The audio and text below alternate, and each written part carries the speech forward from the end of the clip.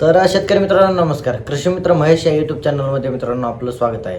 मित्रांनो आजचा आपला टॉपिक आहे की राजमा या पिकात सध्या शेंग अवस्थेत राजमा आहे किंवा मित्रांनो 55 ते 60 दिवसाच्या अवस्थेत आपला राजमा पीक जा असेल तर या अवस्थेत शेंग पोसण्यासाठी शेंग फोस राहू नये यासाठी आपण काय उपाययोजना करू शकतो तेच मित्रांनो या व्हिडिओच्या मार्फत आपण बघणार आहोत. व्हिडिओ जर चांगला वाटला मित्रांनो तर व्हिडिओला लाईक करा आणि चॅनलवर जर नवीन असाल तर चॅनलला सबस्क्राईब नक्की करा. त्याचबरोबर मित्रांनो आपण शेंग पोखरणारी जी आळी असते ती जर आपल्या पिकामध्ये असेल तर तिचाही आपण कसा प्रभावी उपाय करू शकतो त्यावर पण तेच आपण या व्हिडिओच्या मार्फत मित्रांनो बघणार आहोत.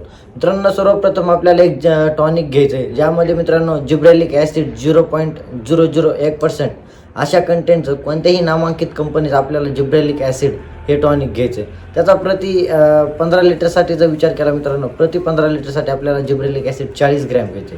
त्याचबरोबर मित्रांनो आपल्याला एक विद्राव्य खताचा देखील या फवारणीमध्ये उपयोग करायचा आहे. विद्राव्य खताचा जर विचार केला मित्रांनो आपण 05234 हे विद्राव्य खत सुद्धा घेऊ शकता. त्याचबरोबर मित्रांनो 05234 जर अवेलेबल नसेल तर 0050 ह्या विद्राव्य खताचा देखील तुम्ही उपयोग करू शकता.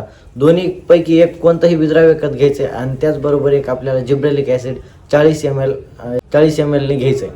त्याचबरोबर मित्रांनो विद्राव्य खत कोणतंही एक घेतलं तर आपल्याला ते 15 लिटरसाठी 80 ग्रॅम कोणतंही एक विद्राव्य खत घ्यायचं आहे. आणि मित्रांनो पिकामध्ये जर शेंग पोखरणाऱ्या अळीचा जर देखील प्रादुर्भाव असेल तर या अवस्थेत आपल्याला कोलांट्रिनिल प्रोल या 18.5 या कंटेंटचं कोणत्याही नामांकित कंपनीचं आपल्याला कीटकनाशक घ्यायचं आहे किंवा अळीनाशक घ्यायचं आहे. ज्यामध्ये मित्रांनो या नामांकित कंपनीचं कोराजिन आहे, FMC कंपनीचं, अशा बऱ्याच कंपन्याचं या कंटेंटचं कोणत्याही चांगल्या कंपनीचं तुम्ही अळीनाशक घ्या आणि अशा रीतीने तुम्ही मित्रांनो फवारणी करा. एकदम आपल्याला शेंग पोचलेली दिसेल आपल्या पिकामध्ये. धन्यवाद.